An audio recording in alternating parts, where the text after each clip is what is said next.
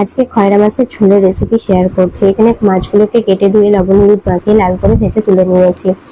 আর বেগুন, আলু, পেঁয়াজ কুচি আর লঙ্কাটা চিড়ে ধুয়ে নিয়েছি। এবার মাছ ভাজা তেলের মধ্যে শুকনো লঙ্কা আর কালো জিরে ফোড়ন দিয়েছি। এবার কেটে রাখা সমস্ত কিছু সবজি দিয়ে দিয়েছি ওর মধ্যে, আর সামান্য পরিমাণ লবণ দিয়ে লাল করে ভেজে নেব। লাল করে ভাজা হয়ে গেলে আদা কুড়ে দেবো। এখানে তোমরা আদা বাটাও দিতে পারো, তো আমি এখানে আদা কুড়েই দিয়েছি। এখানে শুকনো যে মশলাগুলো আছে সেগুলো দিয়ে দেবো: হলুদ গুঁড়ো, জিরের গুঁড়ো, ধনের গুঁড়ো, আর সামান্য পরিমাণ চিনি, আর স্বাদ অনুযায়ী লবণ। জল দিয়ে ভালোভাবে কষিয়ে নেব। আর যে পরিমাণ ঝোল রাখতে পছন্দ করবে সেই পরিমাণ ঝোলই দেবে। ঝোলটা ফুটে উঠলে মাছগুলো দিয়ে দেবো। মাছগুলো দিয়ে ভালোভাবে ফুটিয়ে নামিয়ে দেবো।